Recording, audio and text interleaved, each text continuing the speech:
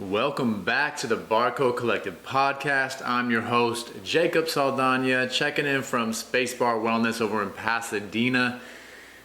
Today it's just me, folks. Another solo episode. I want to say maybe this is the second time that I've done this. The first time it was, a freaking long time ago, but basically what I ended up talking about was just kind of sharing some stories from, my early childhood and like reflecting about just a little bit more of a personal look into some of the things that I struggle with or that I think about. So this is probably going to be another one of those, but why I feel it's relevant again to the Barcode Collective is because, I truly do live this life, of wanting to have it all. And, we bring that back to mind, body, relationships, and business. And there's this constant reflection upon how that's going for us, and it really is like always in my head, always thinking about what I can do better, how I'm showing up, if I'm staying true to what I'm saying. And these solo episodes, I think, are just maybe a little bit more insight into what those struggles look like for me on a daily basis. The past interviews, at least as of recently, are largely related to COVID and how entrepreneurs are surviving COVID, and how we're dealing with a lot of that stuff. And as it should be, highlighting a lot of guests and talking about where they are, with their mind, body, relationships, and business, and what areas, they want to focus on, what things are going well, what things aren't, and how they're surviving. But behind all that is me personally also, and all the struggles and shit that I'm going through, right? So I'm just going to share some of that stuff today. And, I hope that I don't come across as like having it all, because I sure as shit don't, right? And I feel like I'm super open about the struggles, and I think that's why people reach out and understand and empathize with some of the things that I'm saying, right? But there's no, I think a lot of the times, like in this coaching world or this entrepreneurship world, a lot of people want to try to portray themselves as the expert, and in order to become, to look like this leader in the industry, this expert, like you got to have all your shit figured out. And that sure as hell is not our conversation at the Barcode Collective. Definitely not my conversation. I want you to know the good, the bad, and the ugly, because it's all of the above that we need to reflect upon in order to, to have the life that we want, right? Or to be truly authentic to who we are and who we're trying to become. So I probably am constantly shooting myself in the foot of becoming any kind of expert in any kind of realm, and nor do I want to necessarily be, because I think that is so corny to a certain extent, because there's always things to learn, there's always growth that needs to happen, and that's what I'm here to share. And a lot of this, so today what I'm going to do, I'm going to share my story with psilocybin and my first psychedelic experience with that, and why I ultimately felt the need to do so. So I took a heroic dose a few weeks ago. So it's a heavy dose, right? So it's like 5 grams. I took 6 grams, and let me just back it up a little bit. So why I felt necessary. So I've been wrestling with this idea of depression and whether or not I'm suffering from it or what's going on with my world, right? But for quite some time, at least a year, like battling with opening Spacebar and the Fit Bar in Pasadena, like that was heavy, man. That was really hard to get open, right? So I was dealing with a lot of pressure there. Not really feeling like anybody understood what I was going through, or, again, oftentimes people do, you just don't allow people to, you don't tell yourself that people understand, right? So I was down that path, right? And just kind of feeling like, woe is me, but still needing to show up, right? Still not having any other option but to show up day in and day out.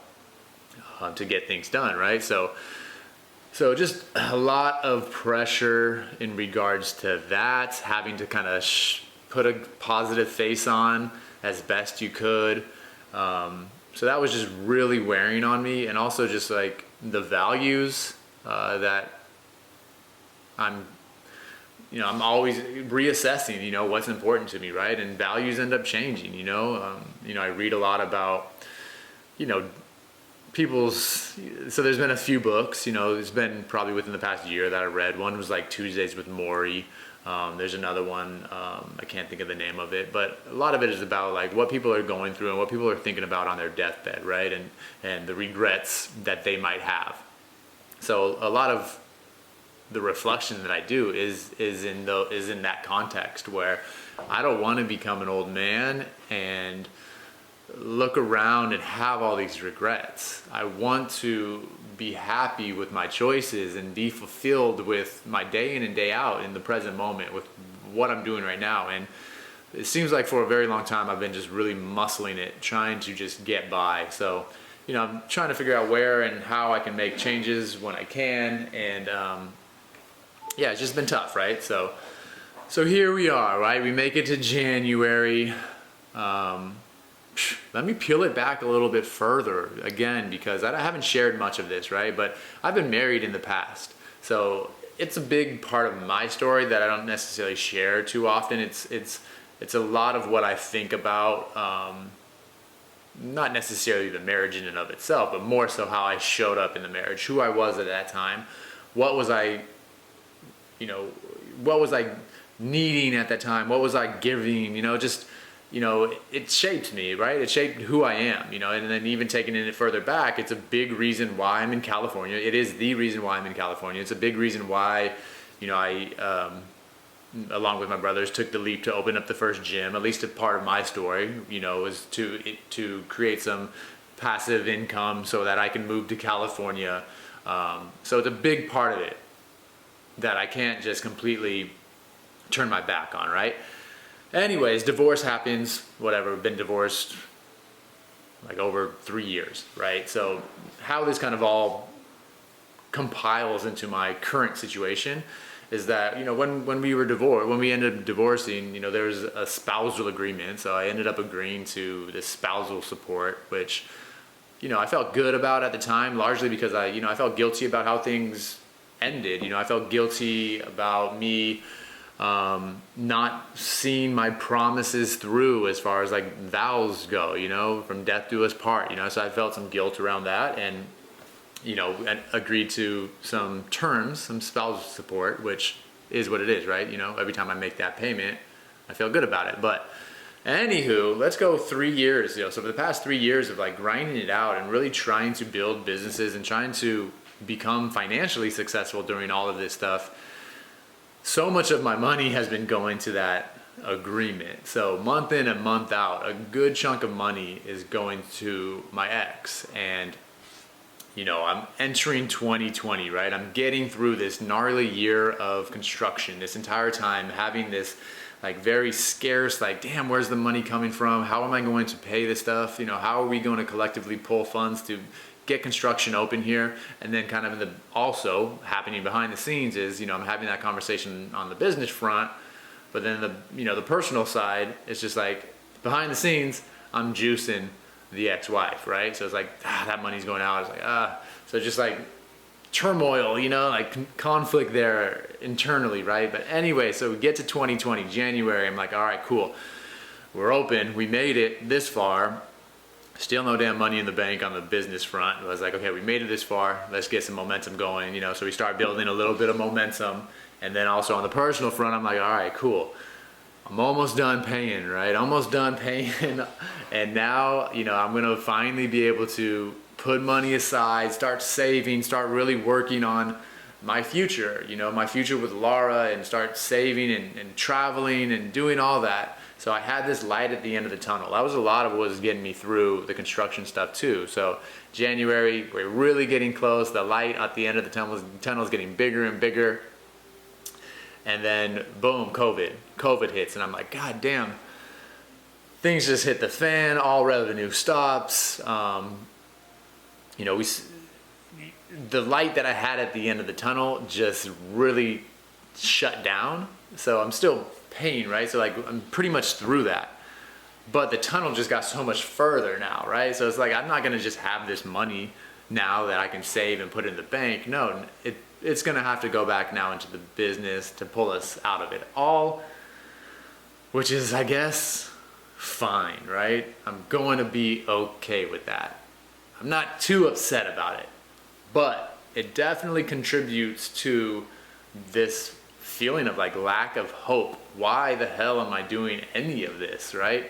It just really, what was weighing on me from the sense of responsibility to continue to show up, even though we're doing this largely for free because volume is down, revenue is down, we're just doing this for free for this dream of hopefully getting out of COVID and things pumping again. But this idea of like, okay, now I can really start saving, I can really start doing all the things that I want to do. That's not really the case right now either. So all of that was just compiling down on me, and you know, some of the dark moments that I was having going through construction just really got darker, you know, and I just was not finding any real way out of it. So I turned towards microdosing psilocybin back in January just to try to get some feelings of optimism back. So that was really my first effort to try to rely on the plants as therapy, as medicine to kind of help me a little bit. You know, I was done sedating. I didn't want to pretend like none of this was happening. So that's ultimately why I stopped drinking 2 years ago. Because I wasn't contributing to anything. And, you know, I made that conscious decision to eliminate alcohol so that I could make a little more time for things that are going to be more beneficial, whether it was marijuana and like having that little bit of an altered state that led to a little bit more creativity, also social and have good times, but wasn't like a sedation. I just feel like I had different relationship because I never smoked a ton of weed. So it wasn't really like alcohol for me, at least. So that was one of the reasons, and then I wanted to dabble with psilocybin and see what that brings up. So I never really had the opportunity to get away and really do the dosages that are like really psychedelic, and you know, you have that experience. It was so, knowing that I was still needing to be places and you know, work every single day, you know, I decided to start very small with small microdoses, so 0.2 grams daily, none that would really change your state. Like, you're not really gonna feel it. What it ended up being was just, I would take 0.2 grams in the morning with some coffee, and then I would go about my day. And you know, sometimes I would be driving down to Sunset Beach, and just on that drive, you know, just feeling this like low-key sense of optimism, you know, what I felt like I was missing for so long. Being a little bit more empathetic and knowing that I'm not alone, that people are experiencing all sorts of things, and that those that I do confide in, that I do talk to, really do understand where I'm coming from, and they have their own shit going on too. So microdosing was awesome, and it was really giving me just this little feeling of optimism. Like I said, you know, I felt a little bit of hope coming back. You know, and then again, COVID happens and things just really compile down and get really hard, and having to kind of pull very long days, not really having any kind of time for myself and for my relationship. I just really felt a very strong conflict on so many things that I stand for. You know, we talk about mind, body, business, and relationships, and every single one of those things were being compromised. Business, obviously, from COVID and all of that shit. Relationships, largely because of that too. You know, Laura and I, you know, there was never any really threat of anything like falling apart necessarily, but it was just like, I'm sure as hell not spending the time that I need to for this relationship. Like, we're not actively growing, we're not spending alone time, we're not doing any of that. It's when we're together, it's at the fit bar, you know, her helping out, and or me at the, you know, like, so it was just no time dedicated towards that. Body, that no workouts happening, you know, just again, because I'm spending all day in this somewhat of a depressed state without energy to do anything for myself. So no workouts, still eating relatively well, or at least not overeating, probably undereating. And then mind just, again, no, I wasn't reading, I wasn't doing anything for myself. There's very little me time. I would still make a few minutes every morning for some breath work or some meditation. So I was hanging on to that. But the buckets, all of these 4 buckets that we're talking about, were just completely drained, and I wasn't seeing any opportunity to get out of it. I was just so stuck. So that is why I was like, man, we absolutely need to make time for this, because I need a huge reset. I need something to change. So that's when I finally made time for it, So I needed to go pick up the van up in San Jose. That was been a whole nother nightmare. The barcode van was sidelined for a solid 45 days. So it was finally ready for me to go pick up. So we're going to drive up there, get the van, and then dedicate like 2 or 3 days of just kind of off the grid. So I took 6 grams of mushrooms up there with me. And, whoa, sorry, camera. 6 grams of mushrooms up there with me, right? So we go and we find a campground, and this trip is all about me. Like I remember saying that a couple times. It's like, yeah, I definitely want to go see your mom or a couple of your friends up there in the Bay Area, but I am at my wit's end. Like I'm literally falling apart, and nobody really knows it but me and probably her. She's with me all the time, so she knows. But nobody really knows how bad it is for me. How much I'm falling apart, how like I can't keep, I just don't feel like I can keep it together, So, I wouldn't say suicidal, but it's just like I can understand how people get there, and I was just like, I'm done, dude. Like I got nothing left. I need to do this for better or for worse. And I know at that dose, something very significant is going to happen, right? So I finally made time for it. We find a campground and try to find the right setting, and I'm thinking that, again, I've never done this. I never really had any kind of real psychedelic dose at all. It's just been very small, and, listening to different podcasts or stories or reading up on it, you can't really get the sense of what that is. It's hard to put into words, and I'm going to try to put my experience into words the best that I can today. So anyways, we get up into the woods, and there's a lake there, and I'm kind of thinking in my mind that I'm going to be able to take these and like walk around and be fine, and she's going to be there with me to make sure I'm safe. So we go to this lake. There's a ton of people around, so we have our little French bulldog with us, Bodhi, as well, and I'm worried about being in some state that I just cannot contribute or help her in any way, and I didn't want her driving the van back to the campground or whatever. So we leave there, we go back to the campground, very calm. We have the hammock hanging there, and that's a way better setting. So super hindsight, very glad that I made that choice for sure. So it was about 10:30. I take probably about 4.5 to 5 grams of the mushrooms at that point. Left just a little bit, just to kind of see, what that did for me. So probably about 15 or 20 minutes in, I get a little bit of a body high. My fingers start getting a little tingly and, kind of giggly a little bit. So definitely feel like something's happening. And then all of a sudden, like a ton of bricks, I'm just like in this whole nother realm, this whole nother world. And it was very intense, like it just went from like 0 to 100 real freaking fast. And like that, as far as like hallucinating, like if you've never experienced it, like again, it's very hard to imagine. I remember when, probably, 10 years ago or so, like a group of us, we smoked salvia. So I remember so there was that little bit of like a hallucination effect right there, but this was on a whole nother world. And like it's super trippy, like very, very interesting, right? So it's like, I just remember seeing like everything became made up of like sequences, like coding almost, like a lot of zeros and ones, and just like everything was flowing, So like imagine that, a tree, or being in, all these trees around you, and you have the green leaves and you have the trunk and the ground and everything, all these different colors. The sequence made up all of those basically. So up at the top you'd have these green sequences, and then that would flow through the leaves and go down into the trunk, and at that point the sequence turned brown, but it was the same coating, and it would flow down and it would flow into the hammock. The hammock was purple and pink, so it turned purple and pink, but it was still that same sequence, that same coating, and then it would just flow into me.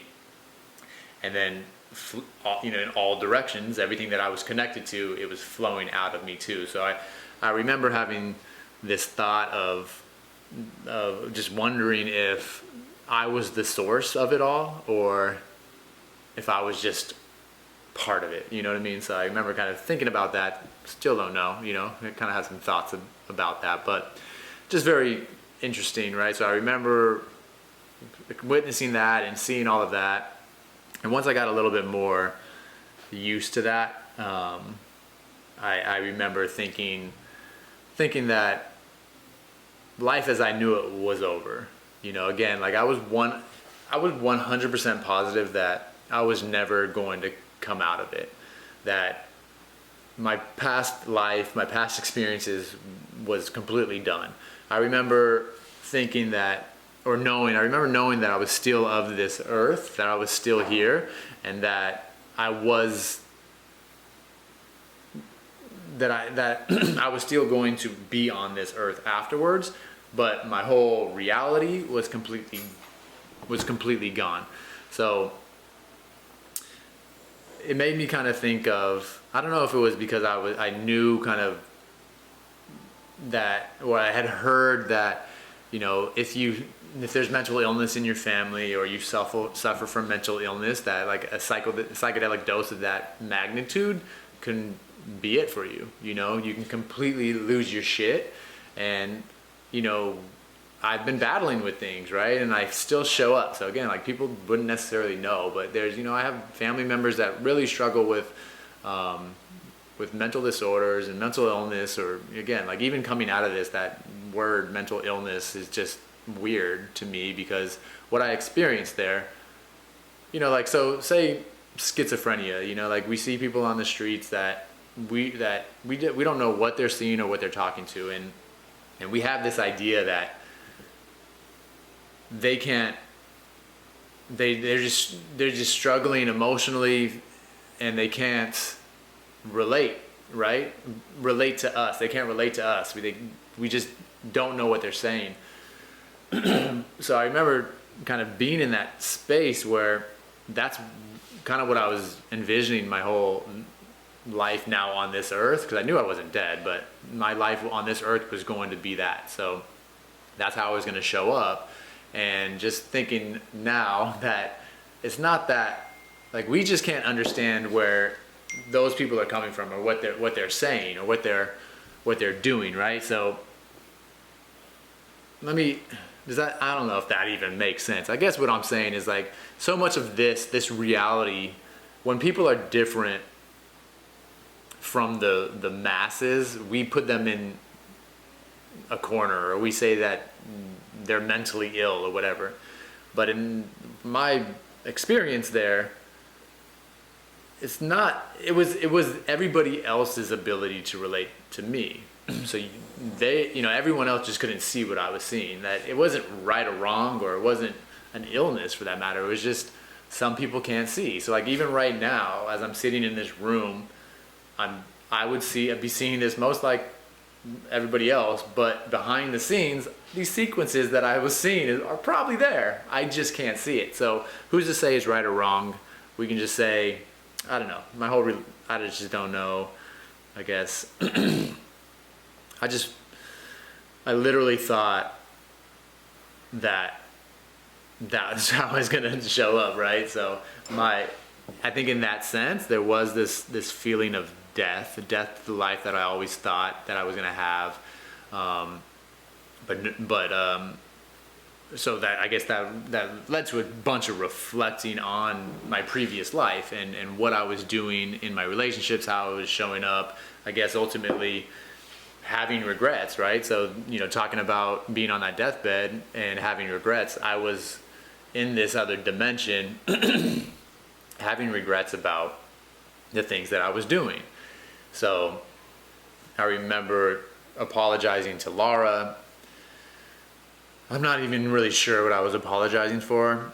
I wrestle a lot with feeling like I'm holding people back that are really close to me, mainly my relationship. So like with Laura, like I'm holding her back from her dreams, because like she's with me, and her pursuing her music and her being able to dedicate all her time and energy to that I'm kind of getting in the way of that. So like there was a sense of apologizing. I don't know if that's what I was apologizing for, but it was just a very different apology.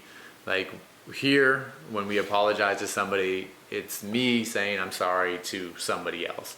But when, like, I really remember this, I really remember when I was apologizing, and I don't even know if I was verbally apologizing or if this was just happening inside my head or whatever, but I remember apologizing to her, and it was the exact same thing as if I was apologizing to myself. So I was really, which I can't quite understand. I mean, I think ultimately what I was going through was that by holding her back or having these feelings, that I'm ultimately holding myself back. So like I was apologizing to her, and I was apologizing to myself, and I also remember this.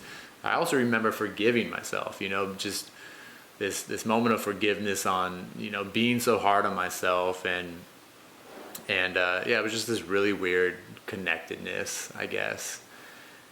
So that was very prominent. And as I started getting kind of more comfortable with this situation, I also remember thinking, who was going to be around, who was going to be around to support me,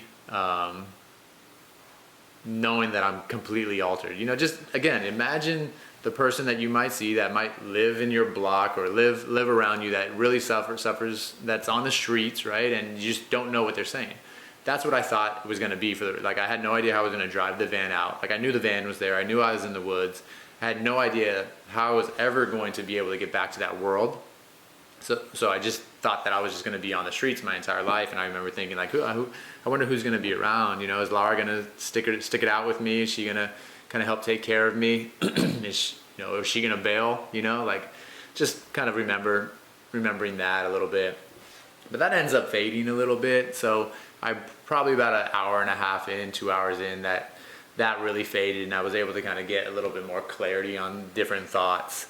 I was still very much under, and at that point I took probably the other 1.5 grams. So then I started kind of being able to recognize that I was going to be coming back, maybe changed forever, but I wasn't completely in this weird realm. I was able to kind of start connecting the dots a little bit more. And then I started being able to wrestle with the things that I'm struggling with, or the things that I think about every single day. I was able to now look at those same problems or those same challenges with just a little different vantage point.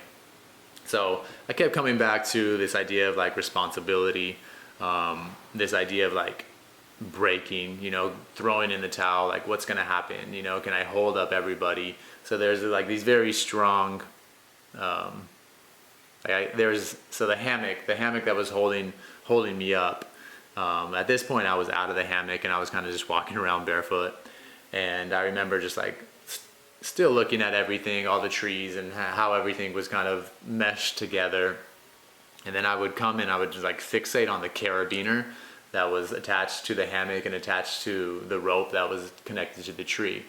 And I just kind of remember feeling like I was the carabiner, that I was, again, so much of what I was wrestling with was with like how I show up with Laura and like, all of that. And like, so she's laying in the hammock and there's the carabiner, and I just feel so responsible for everybody, for her and for her dreams and for everything. And I was just like, man, but that carabiner has so much damn pressure on it that it's it's what's holding everything together, you know. And I just kept seeing myself as the carabiner, and I was just like, man, I just really want to break, but I don't want to drop Laura, because, you know, she's in the hammock, and if I crumble and if I break, she falls, you know. Like, all this pressure is on me holding it together. And then, like, the next thought then is, like, now zooming back out and seeing that carabiner, but now seeing the tree that is supporting that carabiner, that it's not just you. You might still be that carabiner, but don't get it twisted that you are the one holding things together. You have this whole network of support around you, whether it's your family, your friends, your crew, all of that. You know, like, it's all here to support you. You're not alone in it. And seeing it from that bigger picture really was powerful. You know, granted, I would go in and out of that. I kept going in and out of, like, this like fixation on me, and then seeing how I show up in it, and then wondering, you know, if that carabiner did snap, what would happen?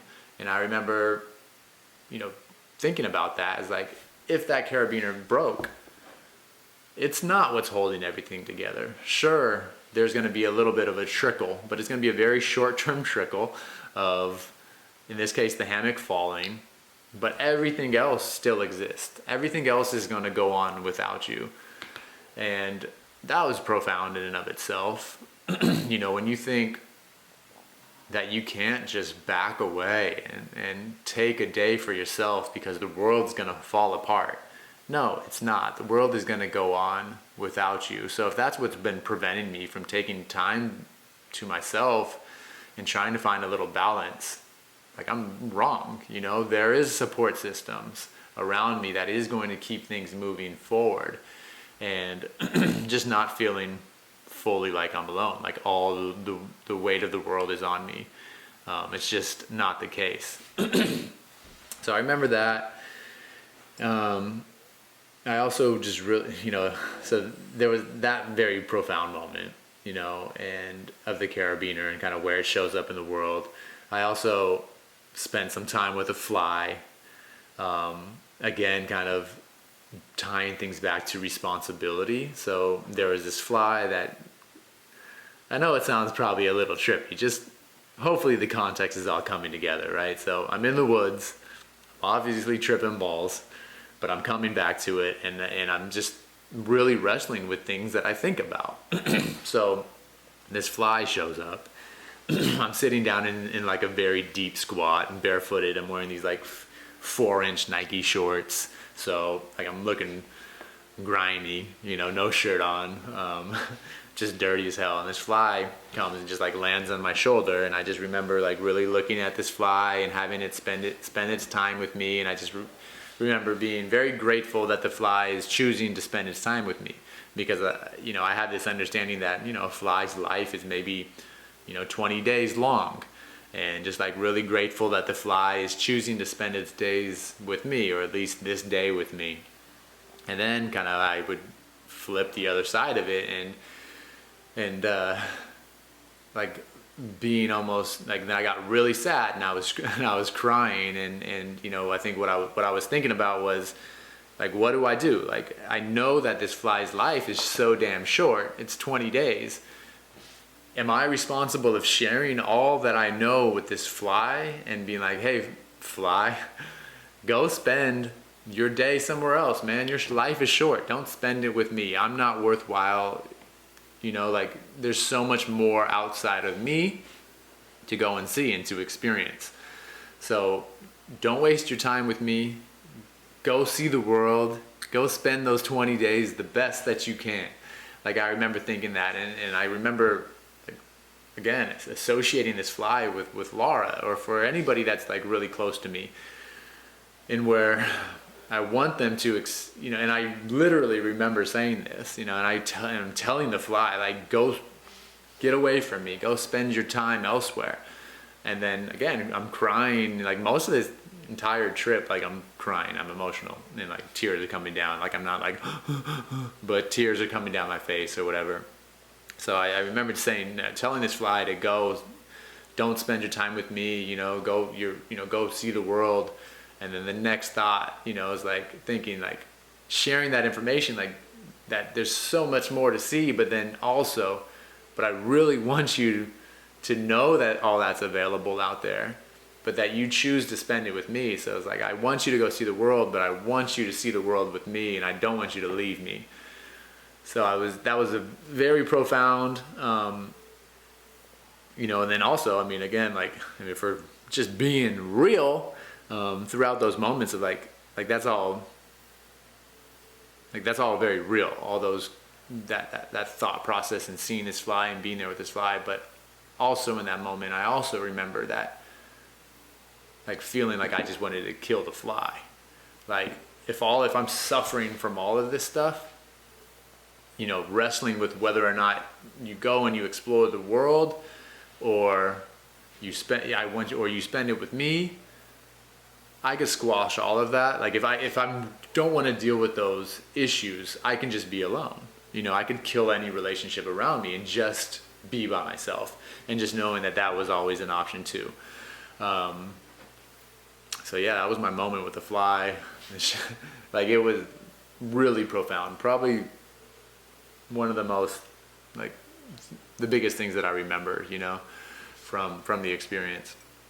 And then another thing that I was wrestling with also was that there was just, like, so we're in the woods, and there was this, I don't know what the hell was happening. Still don't know what the hell was happening, but there was, like, I could see this was real, because at this point I could communicate with Laura pretty normally.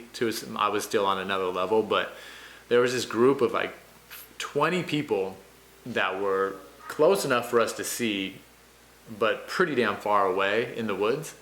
And I swear to God, this happened. These guys were like playing music, so we could hear the music just radiating, like coming through the woods, and we could hear it. They had multiple instruments, you know, and singing, and like we just couldn't quite make out what the hell they were doing, but that was very real.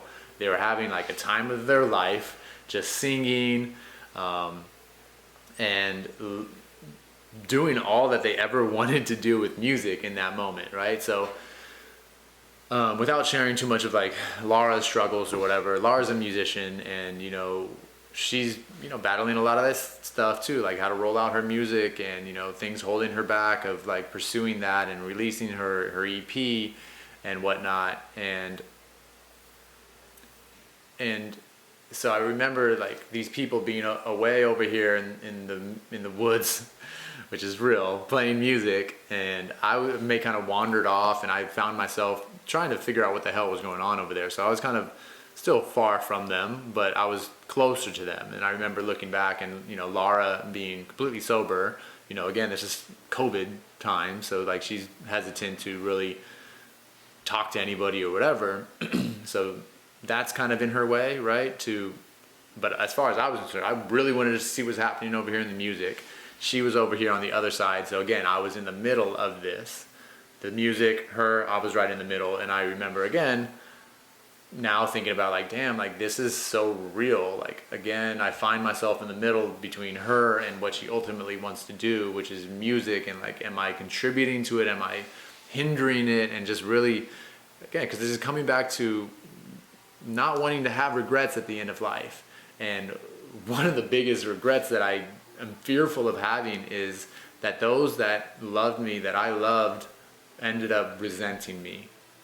So you can see how if I feel like I'm getting in the way of somebody's dreams, even though I might feel like I'm helping, but ultimately getting in the way, like how heavy that shit is gonna weigh on me. Because it's one of my biggest fears in this world, is having those that I love more than anything else resent me at the end of life. So I just like was stuck in the middle of that and just dealing with that. So that was very, very tough, very profound, and something that I definitely took away from it. So we'll get to the end of this whole thing too, I swear.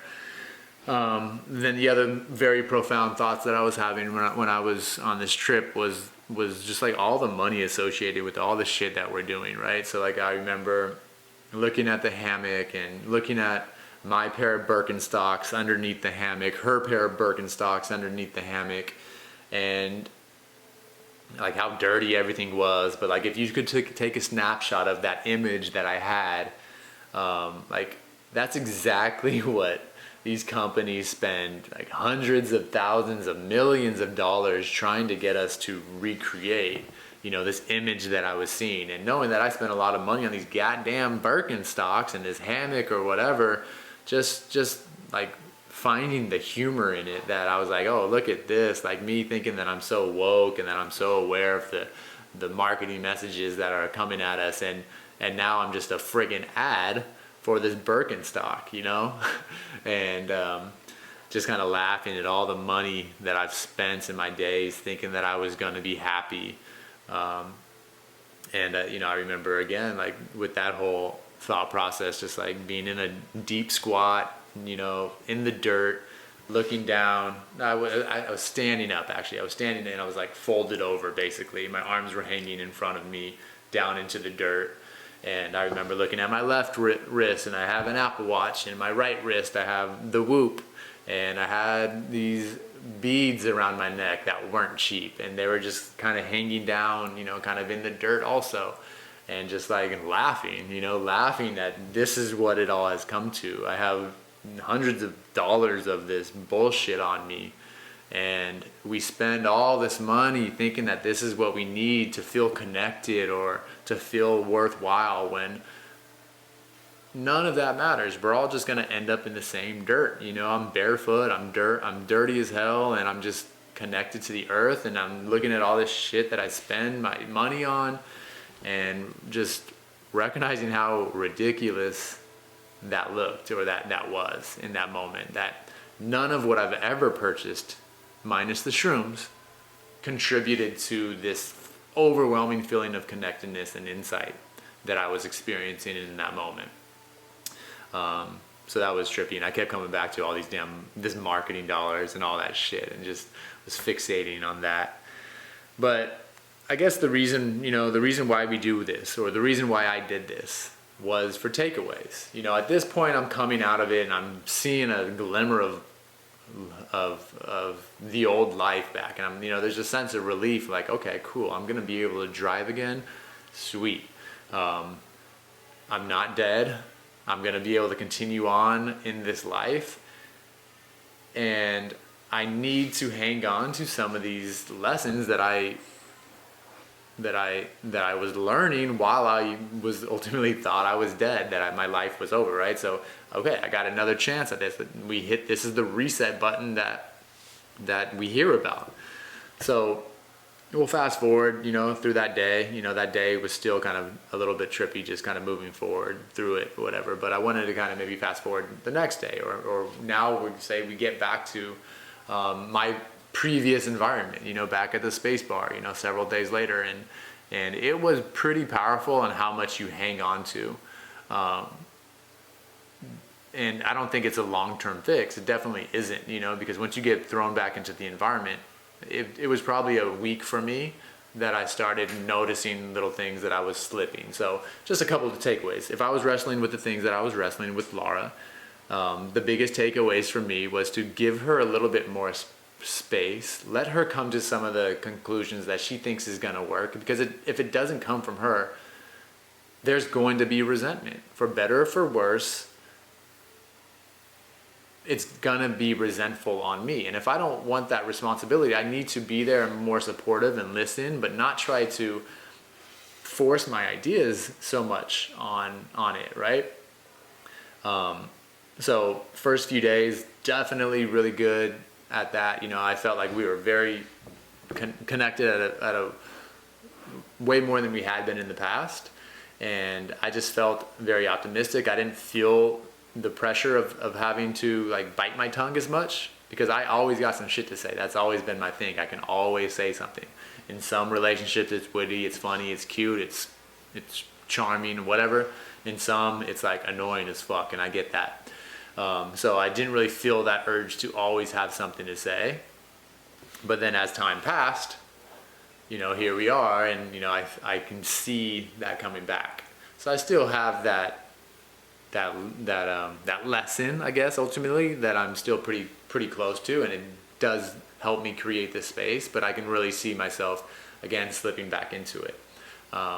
Luckily I'm not too far gone where it's like, all right, we just need to make more time to get away and connect and allow myself to remember the lessons, right? So, hopefully get away again this weekend too. But anywho, so there was that. I was seeing that slip a little bit, and then also, again, the fly being such a profound moment of me connecting. Also, that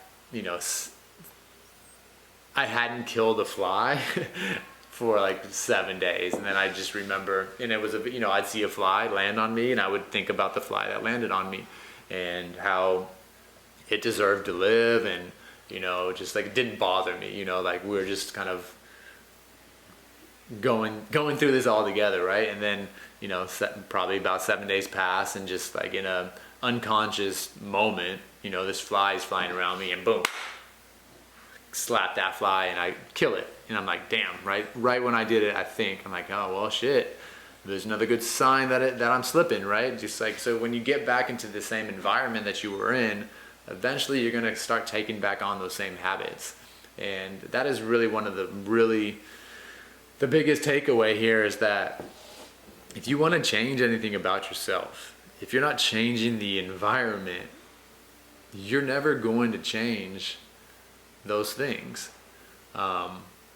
And that doesn't mean a complete upheaval of like all that you got going on. It doesn't mean I'm going to close down the space bar. It doesn't mean that I'm going to move out of LA. It doesn't mean any of that. It just means that, okay, maybe I'm going to get away once a month to connect again. Maybe I'm going, like those little subtle changes. That is very real. The environment largely shapes you, and if you don't start reflecting on it, and you're just never going to really make the change that you really want to. So that was powerful. And I mean, if we wrap all of this up, I think that's going to be one of the big takeaways, that you are in control of your environment largely. And if you really want to make change and really want to work on some of the things that you just feel like you're completely stuck in, that you absolutely have to go and change your environment. And I don't know if I would recommend that dosage to a lot of people, or anybody for that matter, because it was wild. It was really wild, but I absolutely needed it. If I did not do it, I'm very nervous on what would have happened, what kind of break I would have had. So it was a very conscious decision, weighing out the pros and the cons, and like what the repercussions would have been again if I didn't do it. And I went in with the intention to work on things, to discover some things about myself, or at least some clarity on some of the issues that I struggle with, because again, I didn't find new problems that I didn't have, or like, it was, I think on a day-to-day basis, like if you're the type that reflects or are curious about yourself, like you are already wrestling with all of the answers, and you're coming close to the answers, and you're doing the best you can with the tools that you have. And for me, it was just like almost giving me another tool, or at least giving me a deeper sense of how to use the tools that I have. It gives you just a different vantage point. So I knew that going in, if this was not going to be fun, I had no intention for this to be fun. I was open to it. Shit, if it ended up just being like I was tripping and everything was just like cheerful, like cool. But I knew that at that dose, that was all kind of out of my control, and there was a very good chance that it was going to be frightening, that it was going to be scary, that I was potentially not going to come back from it. And those were all things that I was okay with, because things were pretty gnarly for me. So again, I'm very cautious to even share this, because I don't want people to think that, oh yeah, hey, I'm gonna go do shrooms, I'm gonna do 5 grams, 6 grams. Like, no, that's not if you feel like you really, I don't know. I mean, again, I'm not going to say no, but I just know what you're getting yourself into. Do some research. And I hope that you treat it with the respect that it deserves, because it's very powerful. And I think shrooms, again, have become a little bit more approachable, because, you hear about people microdosing, you hear about people used to go to concerts and, do a gram, and it seems like it's a playful, fun recreational plant.